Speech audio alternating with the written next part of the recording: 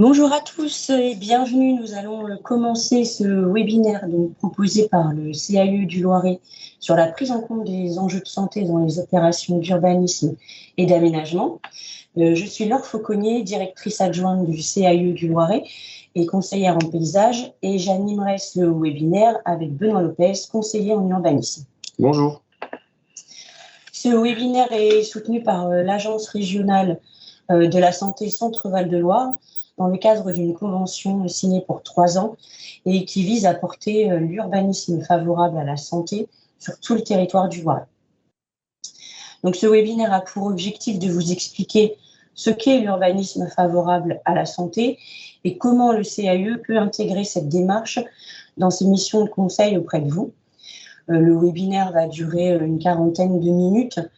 Une première partie sera consacrée à la définition de l'urbanisme favorable à la santé et le lien entre urbanisme, aménagement et santé. La deuxième partie, nous aborderons l'impact des aménagements sur la santé par le biais de 3 conseils CAE. Et puis, à la fin du webinaire, nous vous exposerons le programme d'action du CAE pour justement déployer cette démarche sur le territoire du Loiret. Tout au long du webinaire, vous pouvez poser vos questions via l'onglet Conversation et nous pourrons y répondre à la fin de la présentation. Donc, pour information, le webinaire est enregistré. Vous recevrez le lien qui permettra d'accéder au replay la semaine prochaine et il sera également accessible depuis notre site internet cau45.fr. Avant de laisser la parole à Benoît pour introduire le sujet, je vous rappelle succinctement les missions du CAE. Donc, dans les personnes inscrites à ce webinaire, nous avons des collectivités, mais aussi des établissements de santé, comme des EHPAD ou des instituts médico-éducatifs, au sein desquels les missions du CAE ne sont peut-être pas forcément bien connues. Donc, en quelques minutes, nous allons vous faire une présentation rapide des missions du CAE. Donc, les CAE, ce sont des organismes qui sont investis d'une mission d'intérêt public, née de la loi sur l'architecture de 1977. Créé en 1980, le CAE du Loiret prône la qualité de l'architecture, de l'urbanisme et de l'environnement sur le territoire. Nous sommes investis de 4 missions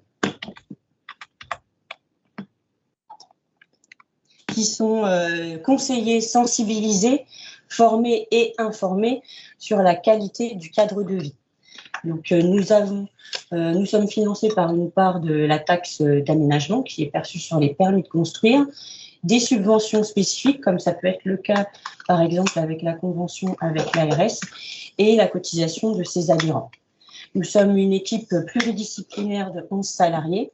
Donc, nous avons des conseillers en architecture, en urbanisme, en paysage, des chargés de conception visuelle, chargés de communication et responsables informatiques et administratifs. La mission la plus connue auprès des participants de ce webinaire, c'est la mission de conseil auprès des collectivités. Et on a rajouté aussi établissements de santé, puisque nous pouvons conseiller des établissements de santé. Le CAE du Loiret apporte gratuitement ses conseils en amont des projets, sans se charger de la maîtrise d'œuvre. Nous sommes généralement là très en amont du projet.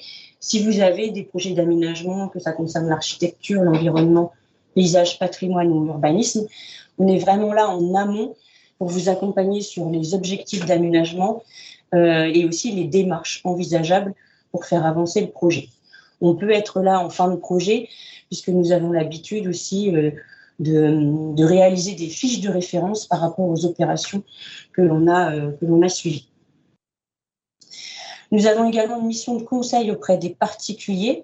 Il faut savoir que tous les habitants du Loiret peuvent solliciter les architectes du CAE pour des conseils par rapport à des constructions, rénovations, achats de terrain ou agrandissements, toujours des conseils gratuits qui sont en amont de la maîtrise d'œuvre. Donc, ça peut concerner des projets d'habitat, touristique ou même des projets agricoles. Nous avons également au CAE du Loiret une grande partie de nos missions sur la sensibilisation. On propose des événements grand public tels que des expositions, concours photos ou des conférences. Et nous proposons également sur des thématiques d'actualité des ateliers participatifs auprès des collectivités, élus techniciens, mais aussi des habitants. Et puis enfin, nous avons beaucoup d'actions pédagogiques auprès du milieu scolaire, de la maternelle jusqu'au milieu universitaire. Pour la mission de formation, donc on organise des formations pour les élus et techniciens des collectivités sur les sujets d'actualité. Nous proposons des webinaires comme aujourd'hui, des formats très courts pour vous informer sur certains sujets. Et puis nous accueillons aussi des stagiaires sur des périodes qui peuvent être aussi très longues pour les étudiants en fin de parcours universitaire. Et enfin, la dernière mission, c'est informer. Globalement, c'est tout ce que vous pouvez retrouver sur notre site internet. La présence de fiches conseils, des fiches synthétiques sur des sujets, des dossiers thématiques qui sont un peu plus longs. Vous avez également l'Observatoire CAE qui vous apporte des références sur des projets exemplaires et vous pouvez suivre toutes nos actions et nos ressources sur les réseaux sociaux. Donc voilà, c'était quelques diapositives qui vous résumaient les missions du CAE, surtout pour vous expliquer à tous aujourd'hui présents que si vous avez un projet d'aménagement, nous pouvons vous conseiller en amont, que ce soit à l'échelle d'une intercommunalité, d'une commune, d'un quartier, d'une parcelle ou d'un établissement de santé. Vous pouvez nous solliciter pour vos projets d'aménagement. Donc, je passe maintenant la parole à Benoît qui va vous introduire le sujet sur l'urbanisme favorable à la santé. Afin d'introduire le sujet sur l'urbanisme favorable à la santé, il nous semble intéressant de partager avec vous les données clés concernant les conséquences du dérèglement climatique qui ont une incidence notamment sur la santé. Voici quelques chiffres mis en avant par l'Agence régionale de la biodiversité. Alors, les populations vont devoir faire face à une augmentation de la température moyenne et à des vagues de chaleur de plus en plus longues et fréquentes. L'augmentation de la température en ville accélérera la morbidité et la mortalité, et particulièrement chez les populations les plus vulnérables, comme les personnes âgées. Qui dit dérèglement climatique dit également dérèglement du cycle de l'eau. Les populations sont confrontées au risque d'inondation et cela a des impacts sanitaires qui sont à court, moyen et long terme d'ordre physique lié à une dégradation de la qualité de l'eau et d'ordre psychologique lié au stress. Mais qu'entend-on derrière le mot santé ? Alors la santé est un état de complet bien-être à la fois physique, mental et social et pas seulement l'absence de maladie ou d'infirmité. Pour parvenir à cet état, l'individu ou le groupe doit pouvoir identifier et réaliser ses ambitions, satisfaire ses besoins et évoluer avec son milieu ou s'y adapter. Avec la crise sanitaire, cela a renforcé les attentes des citoyens en matière de bien-être et de qualité de vie. Elle a notamment mis en exergue les liens entre urbanisme et santé, ainsi que les enjeux d'articulation entre les différentes politiques publiques. En effet, l'aménagement du territoire, l'urbanisme ont un rôle important à jouer avec la préservation des risques sanitaires et l'amélioration de la santé des personnes. Qu'est-ce qui détermine notre santé ? Alors, cette illustration permet de comprendre les différents facteurs pouvant influencer notre santé. On remarque que le secteur du soin contribue à hauteur de 15% à l'état de santé des populations et que 5% correspond aux facteurs génétiques. À savoir, l'environnement, les modes de vie et les facteurs socio-économiques contribueraient, quant à eux, à hauteur de 80% de notre état de santé. On va alors parler maintenant de déterminants de santé. En santé publique, un déterminant de santé est un facteur qui influence l'état de santé des populations, soit de façon isolée, soit en association avec d'autres facteurs. Il peut s'agir à la fois de facteurs liés au comportement individuel et style de vie, comme la pratique des mobilités actives, l'alimentation, la capacité à maintenir un état de bien-être. Les facteurs socio-économiques, l'accès au logement, à l'emploi, à la culture ou encore à l'éducation. Les facteurs naturels et environnementaux, la qualité de l'air, de l'eau, des sols et de la biodiversité. Et pour finir, les facteurs liés au cadre de vie, la qualité des vues, la lumière, la température, l'environnement sonore et la sécurité. Une majorité de ces facteurs étant très liés au choix des politiques d'aménagement qui touchent à la fois les espaces publics, l'habitat, les transports, l'emploi ou l'accès au paysage. Ainsi, En agissant sur ces environnements, il sera possible de prévenir l'apparition de maladies et ainsi soulager le système de soins. L'urbanisme favorable à la santé désigne les pratiques d'aménagement qui tendent à promouvoir la santé et le bien-être des populations. Il s'agit d'une démarche pour penser les projets d'aménagement au regard des déterminants de santé cités avant. Il s'agit alors d'encourager des choix qui minimisent l'exposition des populations à des facteurs de risque tels que les pollutions de l'air, les nuisances sonores, les îlots de chaleur urbains ou encore l'isolement social, et à favoriser l'exposition à des facteurs de protection comme la pratique d'activités physiques, l'accès aux soins ou à des espaces verts. Pour ça, les collectivités ont deux échelles d'intervention pour agir, à savoir la planification, telle que les PLUI ou les SCOT, ou encore l'opérationnel.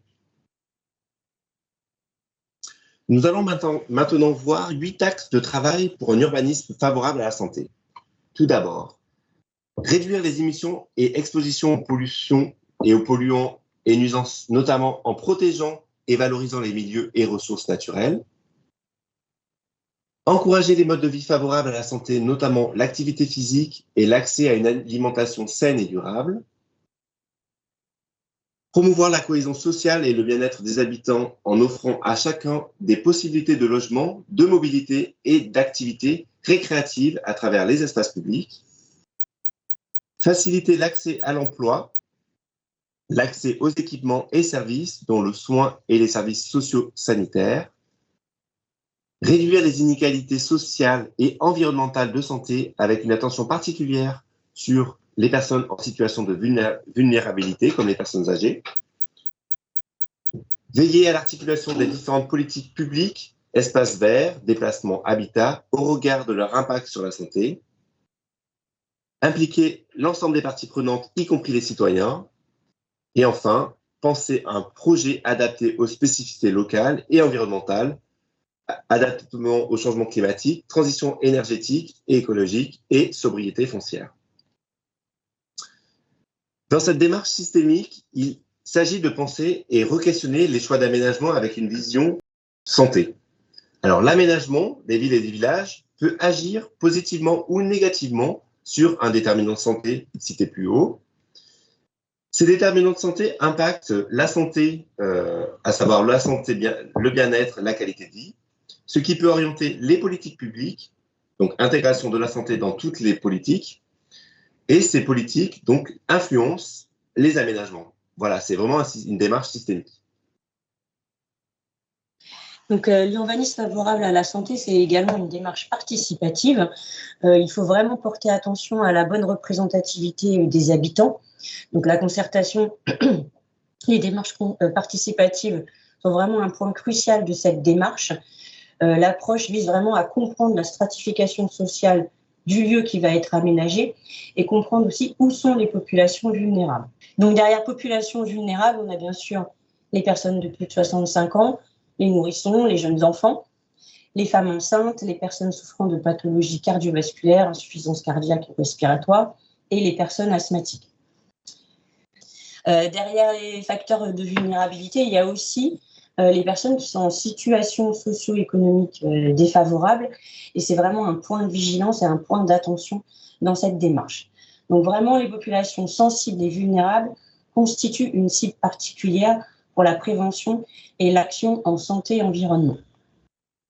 Donc l'urbanisme favorable à la santé est vraiment une démarche systémique, participative, qui est à la croisée donc, des enjeux d'aménagement du territoire, de l'environnement et de la santé. L'urbanisation croissante des territoires a eu et a un impact sur l'imperméabilisation des sols, la pollution de l'eau,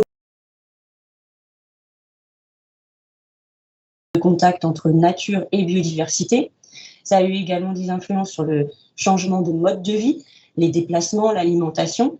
Et puis, comme on l'a dit tout au début, le changement climatique a des conséquences sur des événements répétitifs d'inondation,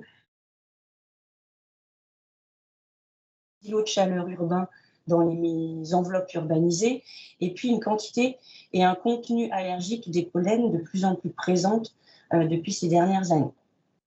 Donc tout cela n'est pas sans conséquence sur la santé des individus, et donc face à ces constats, il faut savoir prendre en compte les enjeux de santé publique qui concernent nos territoires, à savoir un vieillissement de la population, des expositions aux nuisances environnementales, l'augmentation de maladies chroniques, le stress, les dépressions liées aux conditions de vie, et puis les inégalités sociales, environnementales et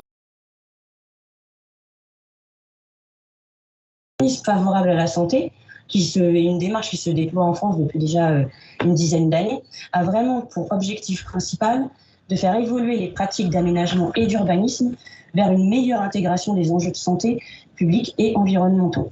Donc les collectivités territoriales peuvent agir en mettant en place cette démarche. Donc quelques chiffres pour appuyer l'argumentaire. Par exemple, des chiffres que vous connaissez sûrement, qui sont mis en avant lors, par exemple, de campagnes de prévention de la Fédération française de cardiologie, où 30 minutes de marche par jour réduit de près de 24% le risque d'infarctus en moyenne. Donc la reprise d'une activité physique peut rapidement apporter des bénéfices sur le bien-être et la santé, d'où la nécessité, quand vous avez des projets d'aménagement, de favoriser vraiment la place du piéton dans les aménagements pour assurer sa sécurité, un confort et même des moments de pause adaptés dans le parcours, puisque pour inciter par exemple les personnes âgées à marcher sur l'espace public, plus il y a des zones de pause, mieux c'est. Et plus ces zones de pause sont ombragées avec la présence d'assises confortables, c'est d'autant mieux. Autre sujet, la végétation. La végétation joue bien sûr un rôle dans le rafraîchissement des espaces. Donc il a été mis en avant qu'une bande de végétation d'une largeur de 50 à 100 mètres peut réduire de 3,5 degrés Celsius la température d'un quartier. Et cet effet de fraîcheur peut être ressenti jusqu'à un rayon de 100 mètres.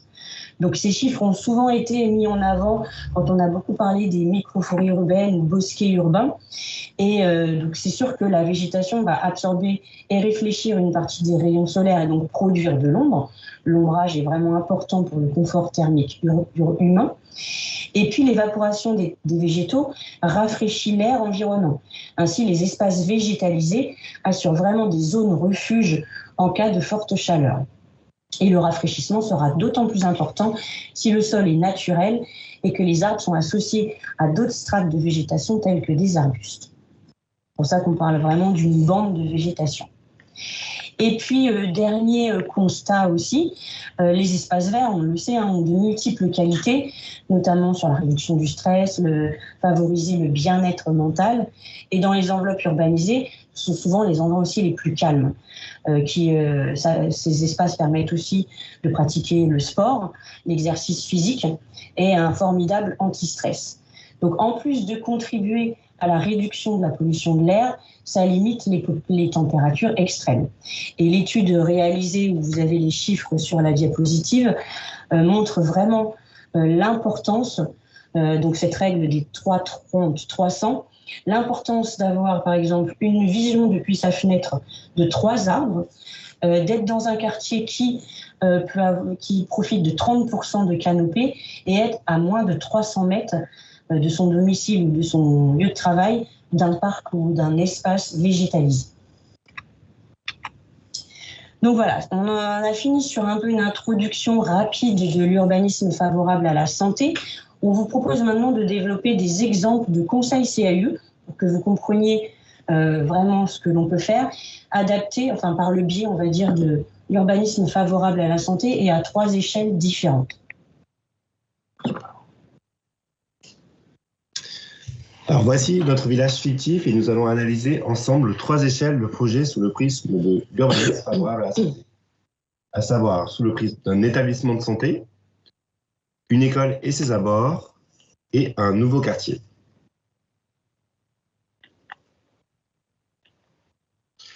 Dans le cadre de notre mission de conseil auprès des collectivités du Loiret, nous sommes intervenus au sujet d'une implantation d'une maison d'accueil rural pour personnes âgées en cœur de bourg, une MARPA.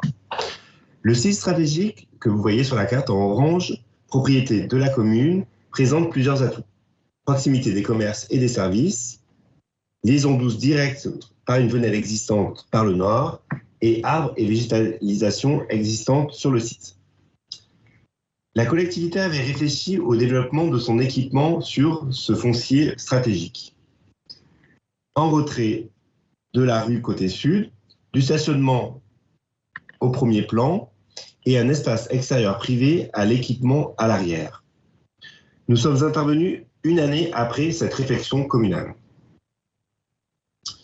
Après un diagnostic partagé sur l'îlot, comprenant les propriétés foncières, un regard urbain, paysager et architectural de l'îlot, la morphologie urbaine, les gabarits, les implantations, hauteur des constructions avoisinantes, le règlement du PLU, le plan local d'urbanisme, nous avons établi des enjeux urbains sur la parcelle au regard du projet à venir.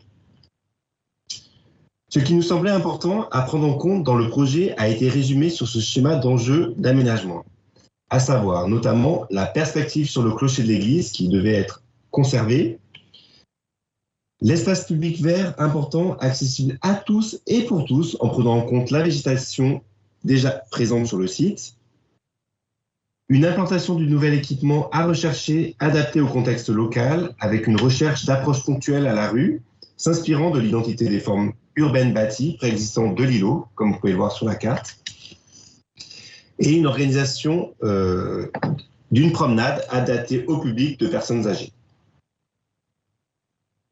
Sous le prisme de l'urbanisme favorable à la santé et au regard des déterminants de santé, qu'est-ce que ça veut dire ?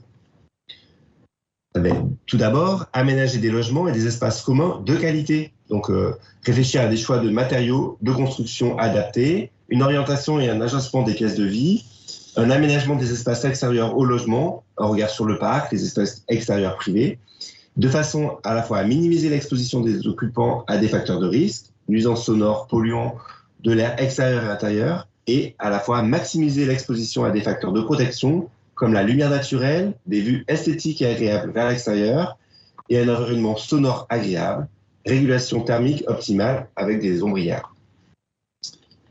En second temps, il y a également préserver et aménager un cadre naturel et végétalisé. Au regard de leurs multiples co-bénéfices en termes de santé et d'environnement, il est primordial de conférer aux espaces verts une place centrale dans toute opération d'aménagement urbain. En effet, les personnes âgées constituent un groupe de population qui tire le plus d'avantages des espaces verts. Enfin, favoriser des liaisons douces avec le centre-bourg, anticiper les opportunités de déplacement actives qui favorisent l'accessibilité de tous, y compris les personnes à mobilité réduite, aux équipements et aux services au sein et en dehors du projet, comme on a pu le voir initialement. Donc l'équipement a été réalisé en 2019. L'implantation du projet s'inscrit dans un îlot urbain typique des formes urbaines du village. Le gabarit des constructions reprend à la fois les formes des granges historiques de village, avec une note contemporaine apportée sur les menuiseries, les parements en bois et les toitures terrasses. Un espace public végétalisé majeur a été développé avec préservation de la végétation existante, espace propice aux échanges intergénérationnels et de convivialité. L'aménagement et le renforcement de la liaison piétonne vers le centre-bourg permet à ce public vulnérable d'être en capacité de s'y rendre facilement, comme vous pouvez le voir sur la diapo développée. Donc, si on prend un autre exemple, c'est le cas des cours d'école et de l'école et de ses abords. Donc, le CAE a été largement sollicité ces dernières années sur le sujet des cours d'école. Donc, pour les cours d'école, où on pourrait faire aussi le parallèle avec des établissements de santé recevant des enfants. Donc, on a le constat aujourd'hui que ces espaces sont souvent chauds, uniformes, imperméables, souvent pauvres en termes de traitement de l'espace. Ils ont été asphaltés puis imperméabilisés pour des raisons d'hygiène à l'époque, de sécurité ou encore de facilité d'entretien. Et aujourd'hui, elles génèrent vraiment des îlots de chaleur au sein du quartier et sont peu adaptés au changement climatique. Donc on note qu'il y a très peu de végétal souvent et très peu de zones naturelles. Même le pied des arbres, c'est souvent limité et imperméabilisé. Les classes, les salles peuvent être orientées plein sud et elles sont en surchauffe et il n'y a pas forcément de dispositif de protection solaire. Et puis, il y a peu d'ombre et peu d'espace abrité généralement. Donc, concernant les aménagements, la plupart du temps, l'activité principale d'une cour, c'est souvent le ballon ou les différentes formes d'activités dynamiques plutôt envahissantes qui imposent finalement aux autres usagers qui ont besoin de plus de calme, de se faire plutôt sur le pourtour, sur les bords de la cour. Donc l'aménagement d'une cour d'école doit répondre à 5 grands enjeux qui sont à la fois écologiques, lutte contre les îlots de chaleur, préservation de la biodiversité et de la ressource en eau, mais aussi qui doit être des enjeux pédagogiques et de santé, c'est-à-dire en faire des lieux d'apprentissage adaptés ou qui favorisent la relation sociale et le bien-être des enfants. Donc réfléchir aux espaces de la cour, c'est réfléchir en ayant en tête les besoins des enfants qui passent quand même 2 à 3 heures par jour dans les cours. Et on peut distinguer 4 grands besoins liés au développement de l'enfant: le psychomoteur, le relationnel, le sensoriel et l'imaginaire. Donc la démarche UFS doit prendre en compte les populations qui vraiment utilisent le lieu. Donc les usagers de la cour d'école, il y a principalement les enfants, mais c'est aussi le corps enseignant, les ATSEM, les agents d'entretien. Donc, dans ce processus, la concertation est vraiment primordiale et elle est proposée par le CAU du Loiret.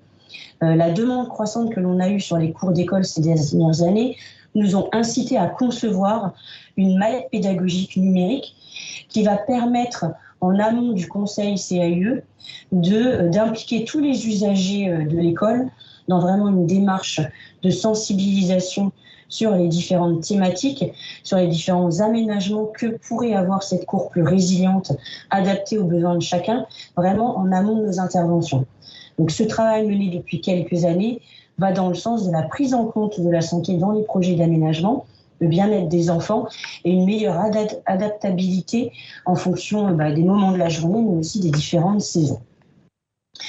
Donc là, par exemple, un visuel sur une fois que la sensibilisation est faite en autonomie par les adultes auprès des enfants, le CAU intervient pour faire une séance de diagnostic partagé.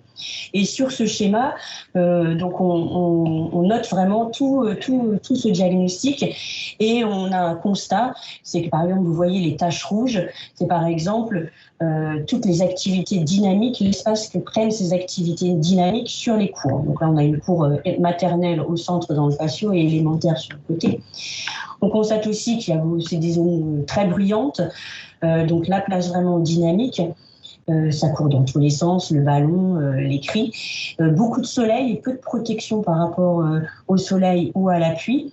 Et pas assez de contact avec le végétal qui souvent est relayé vraiment au pourtour pour un peu faire la limite avec l'espace public.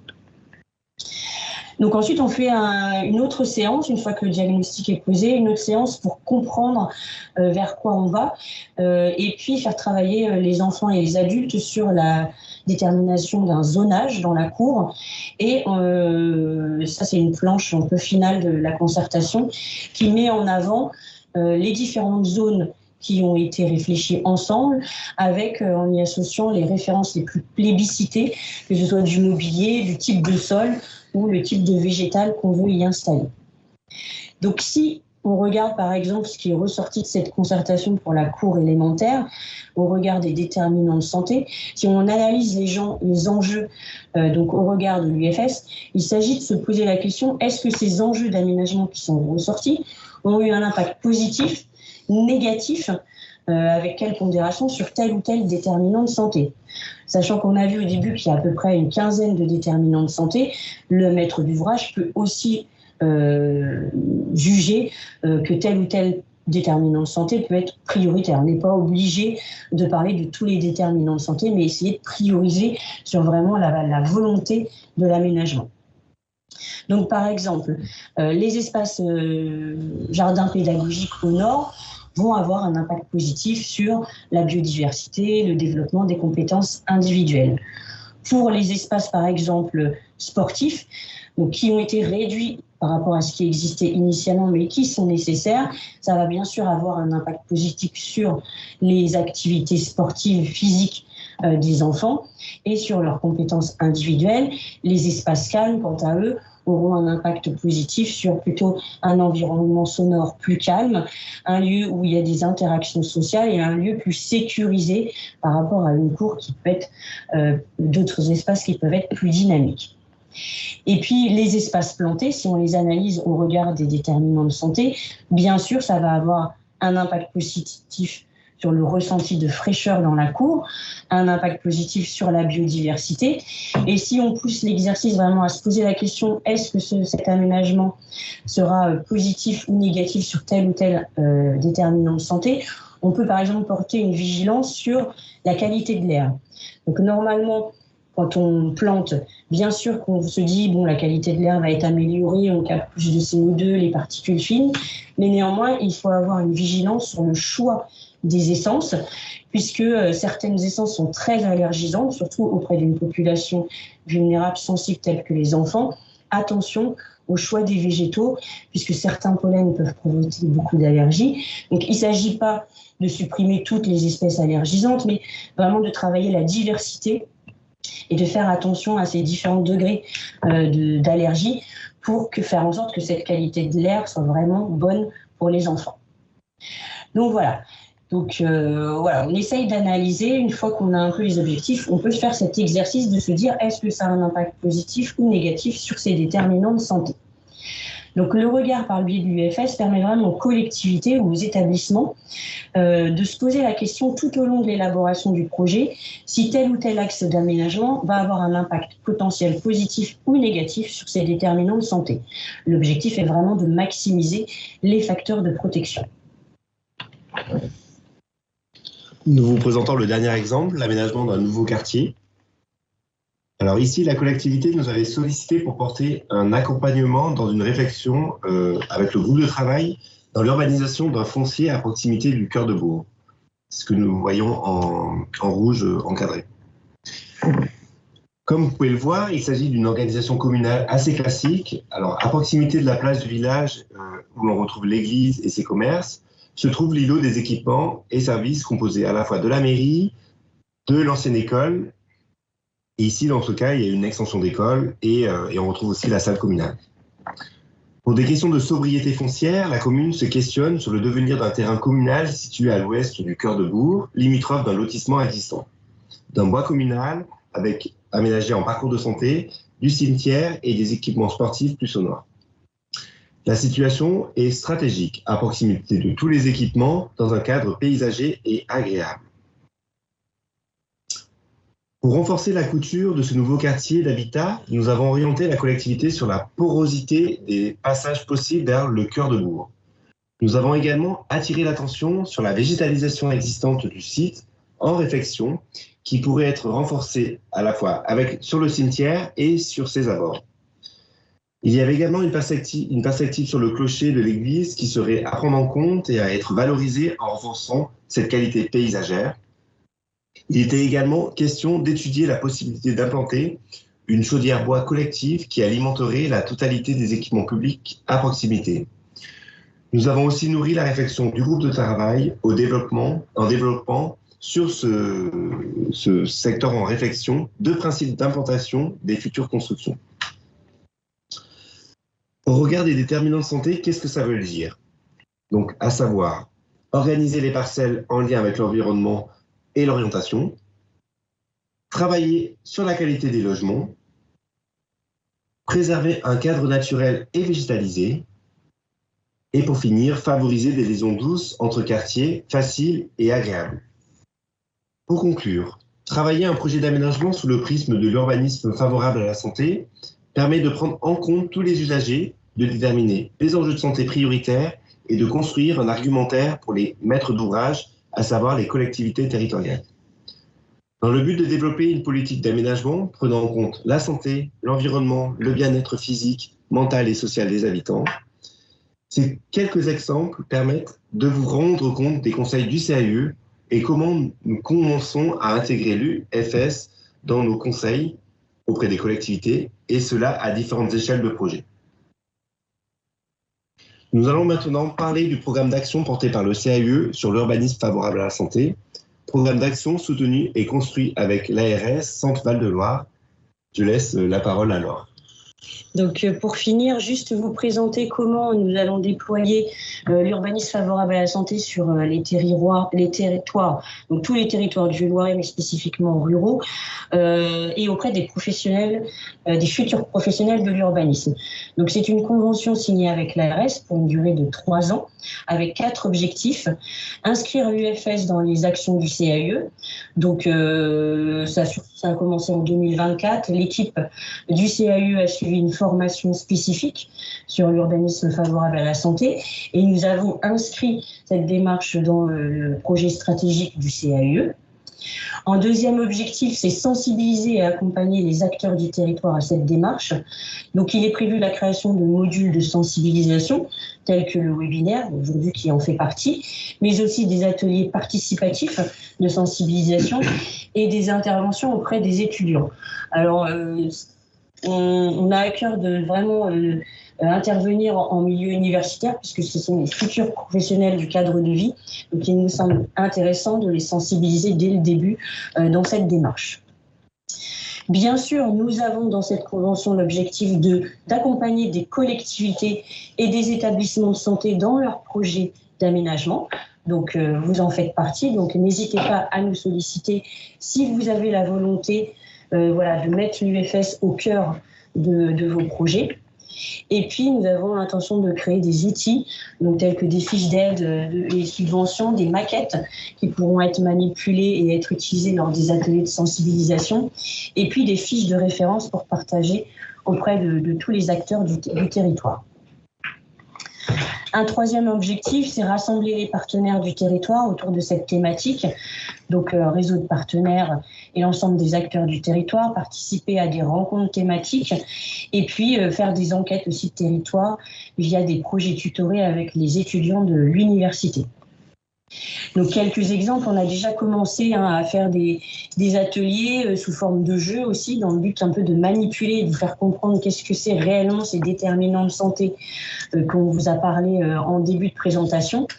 Donc, par exemple, on a pu intervenir lors d'événements santé-environnement organisés par les coordinateurs des contrats locaux de santé de 3 PETR.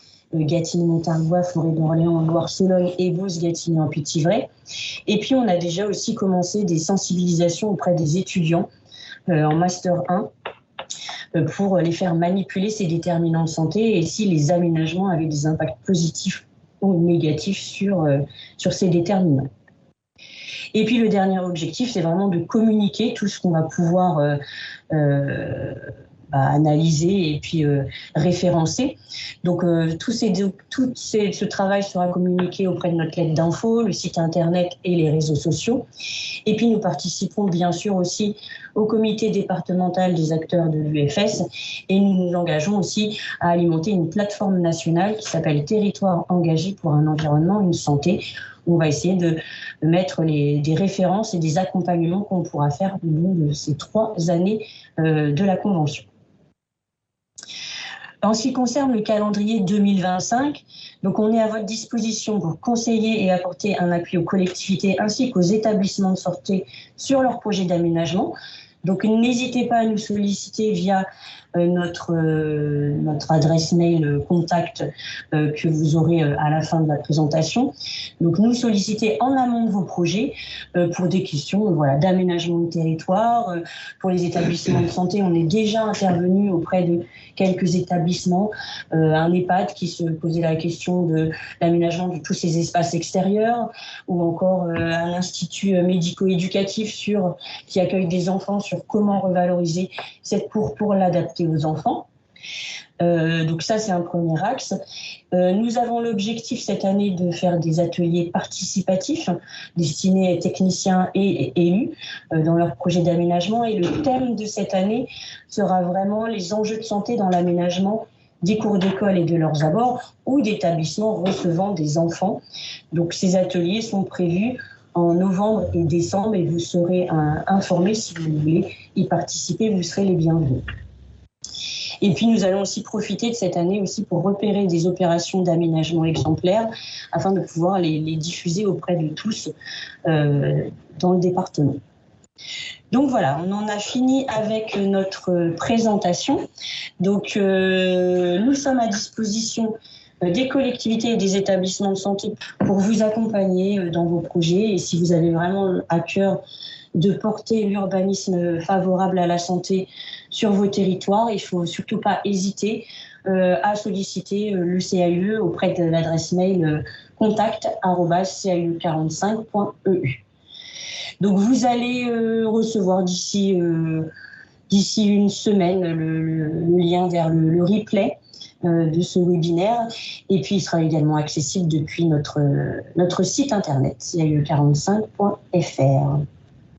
Une bonne journée et merci de votre participation à ce webinaire et de votre intérêt pour cette démarche.